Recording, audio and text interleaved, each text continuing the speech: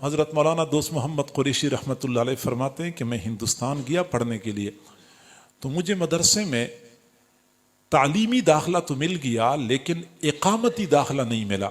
اقامتی داخلے کا معنی یہ ہے کہ مجھے وہاں رہائش بھی نہیں ملی اور کھانے کا بھی انتظام نہیں ہوا مدرسے کی طرف سے۔ مدرسے والوں نے کہا کہ آپ درسگاہ میں آئیں اور سبق میں شریک ہو سکتے ہیں، نہ ہمارے پاس رہائش کی مزید گنجائش ہے نہ کھانے کی گنجائش ہے۔ فرماتے ہیں کہ میں پریشان تھا کہ کیا کروں۔ قریب ایک مسجد تھی، مسجد کے خادم سے میں نے بات کر لی کہ میں آپ کے ساتھ یہاں مسجد میں صفائی کیا کروں گا، آپ مجھے مسجد کے ایک کونے میں بستر لگانے کی اجازت دے دیں۔ وہ خادم تیار ہو گیا، گویا کہ رہائش کا مسئلہ تو حل ہو گیا لیکن کھانے کا مسئلہ پھر بھی حل نہیں ہوا تھا۔ میں بڑا پریشان غمگین تھا۔ آخر کار میں نے ارادہ کر لیا کہ بس میں پڑھنا چھوڑ دیتا ہوں، اپنے علاقے میں واپس چلا جاتا ہوں۔ فرماتے ہیں کہ میں عصر کے بعد مسجد سے باہر دروازے کے پاس بیٹھا ہوا تھا، بڑا مغموم تھا، افسردہ تھا کہ اب علم حاصل کرنا میری قسمت میں نہیں ہے۔ میں پریشان تھا۔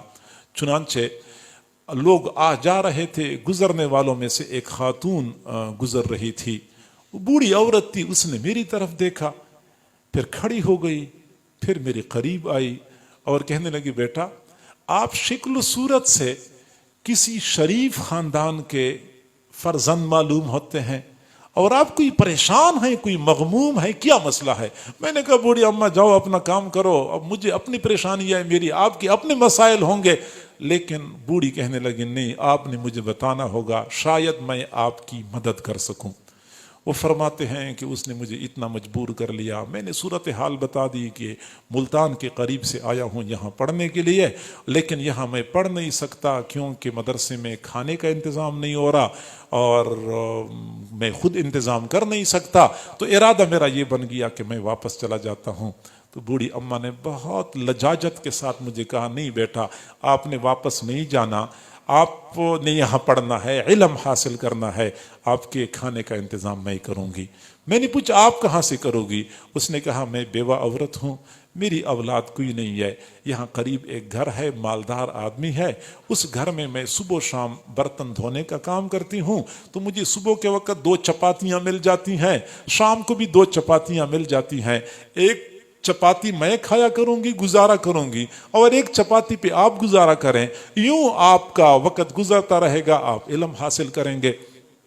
فرماتے ہیں کہ میں نے کہا بہت اچھی بات ہے، چنانچہ وہ خاتون مطمئن ہو گئی۔ پھر وہ فرماتے ہیں کہ اس خاتون نے ایسی ڈیوٹی دی کہ جب مدرسے میں کھانے کی چھٹی ہوتی تھی میں دروازے پہ باہر آتا تھا تو ہمیشہ کے لیے وہ خاتون میرا انتظار کر رہی ہوتی تھی۔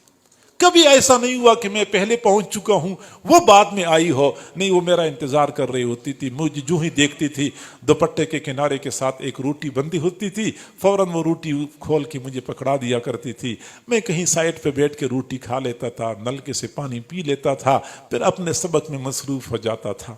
پھر فرماتے ہیں میرا پورا سال اسی طرح گزر گیا، اس خاتون نے ایسی ڈیوٹی دی، سال گزر گیا، اگلے سال پھر مجھے پورا داخلہ مل گیا، رہائش کا بھی انتظام ہو گیا، کھانے کا بھی انتظام ہو گیا، پھر وہ سلسلہ چلتا رہا یہاں تک کہ میں علم کے حصول سے فارغ ہوا، اپنے علاقے میں آیا، میں نے یہاں پہ دین کا کام شروع کیا اور کافی سالوں تک میں کام کرتا رہا۔ پھر اللہ تعالیٰ نے مجھے یہ سعادت عطا فرمائی کہ میں حرم شریف چلا گیا حج کرنے کے لیے۔ تو حج کے ایام میں رات کے وقت میں نے ایک خواب دیکھا کہ ایک تخت ہے، بہت خوبصورت چمکتا دمکتا تخت ہے جس میں ہیرے جواہرات جڑے ہوئے ہیں، مجھے دور سے وہ تخت نظر آیا، میں حیران رہ گیا کہ یہ تخت کس کا ہے۔ جب میں قریب گیا تو میں نے دیکھا کہ اسی تخت پر وہی خاتون بیٹھی ہوئی تھی جس نے خوبصورت ریشمی کپڑے پہنے ہوئے تھے، زرق برق لباس میں ملبوس تھی اور سونے کے زیورات سے لدی ہوئی تھی۔ میں نے بوڑھی اماں کو سلام کیا، اس بوڑھی اماں نے مجھے سلام کا جواب دیا، تو میں نے پوچھا بوڑھی اماں یہ مقام آپ کو کیسے مل گیا؟ تو مسکرانے لگی، کہنے لگی یہ اسی ایک روٹی کی برکت ہے، اللہ رب العزت نے مجھے یہ مقام عطا کر دیا۔ جب مجھے اللہ کے سامنے حساب کتاب کے لیے پیش کیا گیا تو جب فرشتوں نے کہا کہ اللہ اس کا حساب لینا ہے، اللہ نے فرمایا کہ اس نے میرے ایک مہمان کی خدمت کی ہے، اس کا حساب لیتے ہوئے مجھے شرم آتی ہے، اس کو ویسی ہی اعلیٰ مقام عطا کر دو۔ بس اسی ایک روٹی کے نتیجے میں اللہ نے مجھے یہ مرتبہ عطا کر دیا۔